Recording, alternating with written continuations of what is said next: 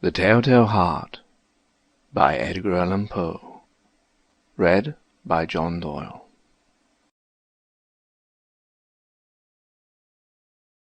True, nervous, very, very dreadfully nervous I had been and am. But why will you say that I am mad? The disease had sharpened my senses, not destroyed, not dulled them. Above all was a sense of hearing acute. I heard all things in the heaven and the earth. I heard many things in hell. How then am I mad? Hearken and observe how healthy, how calmly I can tell you the whole story. It is impossible to say how first the idea entered my brain, but once conceived it haunted me day and night. Objects there were none, passions there were none. I loved the old man. He had never wronged me. He had never given me an insult. For his gold I had no desire. I think it was his eye. Yes, it was this.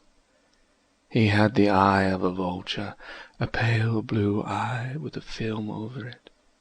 Whenever it fell upon me, my blood ran cold, and so by degrees, very gradually, I made up my mind to take the life of the old man, and thus rid myself of the eye forever. Now this is the point. You fancy me mad. Madmen know nothing. But you should have seen me. You should have seen how wisely I proceeded. With what caution, with what foresight, with what dissimulation I went to work. I was never kinder to the old man than during the whole week before I killed him. And every night, about midnight, I turned the latch of his door and opened it, oh, so gently. And then, when I had made an opening sufficient for my head, I put in a dark lantern, all closed, that no light shone out, and then I thrust in my head. Oh, you would have laughed to see how cunningly I thrust it in. I moved it slowly, very, very slowly, so that I might not disturb the old man's sleep. It took me an hour to place my whole head within the opening, so far that I could see him as he lay upon his bed. Ha! Would a madman have been so wise as this? And then, when my head was well in the room, I undid the lantern cautiously, oh, so cautiously, for the hinges creaked. I undid it just so much that a single thin ray fell upon the vulture eye. And this I did for 7 long nights, every night just at midnight. But I found the eye always closed, and so it is impossible to do the work. For it was not the old man who vexed me, but his evil eye, and every morning when the day broke, I went boldly into the chamber and spoke courageously to him, calling him by name in a hearty tone, and inquiring how he had passed the night.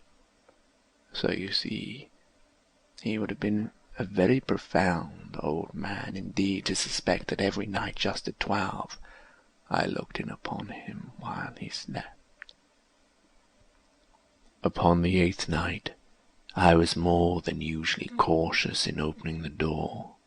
A watch's minute hand moves more quickly than did mine.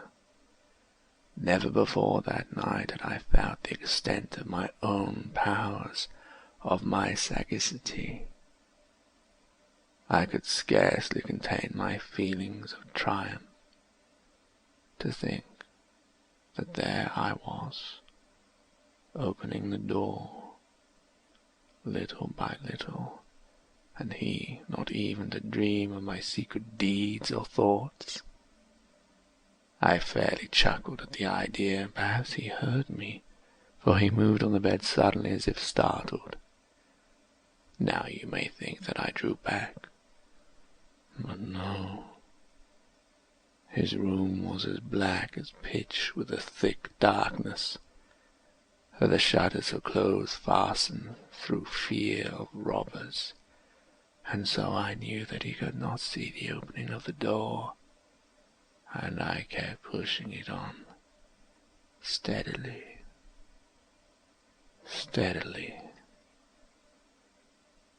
I had my head in, and was about to open the lantern, when my thumb slipped upon the tin fastening, and the old man sprang up in bed, crying out, "Who's there?" I kept quite still and said nothing. For a whole hour I did not move a muscle, and in the meantime I did not hear him lie down.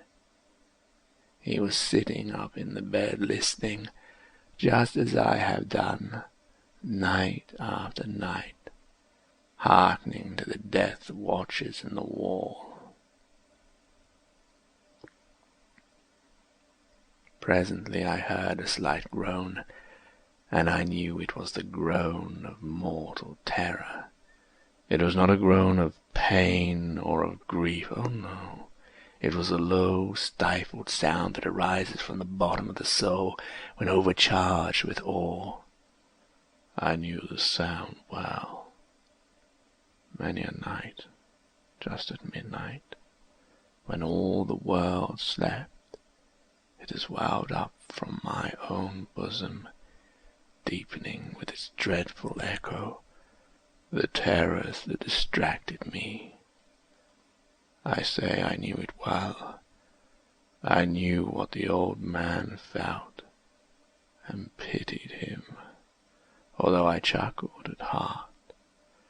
I knew that he had been lying awake ever since the first slight noise when he had turned in the bed. His fears had been ever since growing upon him. He had been trying to fancy them causeless, but could not. He had been saying to himself, "It is nothing but the wind in the chimney. It is only a mouse crossing the floor." Or, "It is merely a cricket which has made a single chirp." Yes, he had been trying to comfort himself with these suppositions, but he found all in vain. All in vain, because death, in approaching him, had stalked with his black shadow before him, and enveloped the victim, and it was the mournful influence of the unperceived shadow that caused him to feel, although he neither saw nor heard, to feel the presence of my head within the room. When I had waited a long time, very patiently, without hearing him lie down, I resolved to open a very, very little crevice in the lantern. So I opened it. You cannot imagine how stealthily, until at length a simple dim ray, like the thread of a spider, shot from out the crevice and fell full upon the vulture eye. It was open, wide, wide open, and I grew furious as I gazed upon it. I saw it with perfect distinctness, all a dull blue, with a hideous veil over it that chilled the very marrow in my bones. But I could see nothing else of the old man's face or person, and I have not told you that what you mistake for madness is but over-acuteness of the sense. Now I say, there came to my ears a low, dull, quick sound, such as a watch makes when enveloped in cotton. I knew that sound well, too. It was the beating of the old man's heart. It increased my fury as the beating of a drum stimulates the soldier into courage. But even yet I refrained and kept still. I scarcely breathed. I held the lantern motionless. I tried how steadily I could maintain the ray upon the eye. Meanwhile the hellish tattoo of the heart increased. It grew quicker and quicker and louder every instant. The old man's terror must have been extreme. It grew louder, I say, louder every moment. Do you mark me well? I have told you that I am nervous, so I am, and now at the dead hour of night, amid the dreadful silence of that old house, so strange a noise as this excited me to uncontrollable terror. Yet for some minutes longer I refrained, and stood still. But the beating grew louder. I thought the heart must burst, and now a new anxiety seized me. The sound would be heard by a neighbor. The old man's hour had come. With a loud yell I threw open the lantern and leaped into the room. He shrieked once only. In an instant I dragged him to the floor and pulled the heavy bed over him. I then smiled gaily to find the deed so far done. But for many minutes the heart beat on with a muffled sound. This, however, did not vex me. It would not be heard through the wall. At length it ceased. The old man was dead. I removed the bed and examined the corpse. Yes, he was stone dead. I placed my hand upon the heart and held it there many minutes. There was no pulsation. He was stone dead. His eye would trouble me no more. If still you think me mad, you will think so no longer when I describe the wise precaution I took for the concealment of the body. The night waned, and I worked hastily but in silence. First of all I dismembered the corpse. I cut off the head and the arms and the legs. I then took up 3 planks from the flooring of the chamber and deposited all between the scantlings. I then replaced the boards so cleverly, so cunningly, that no human eye, not even his, could have detected anything wrong. There was nothing to wash out, no stain of any kind, no blood spot whatever. I had been too wary for that. A tub had caught all.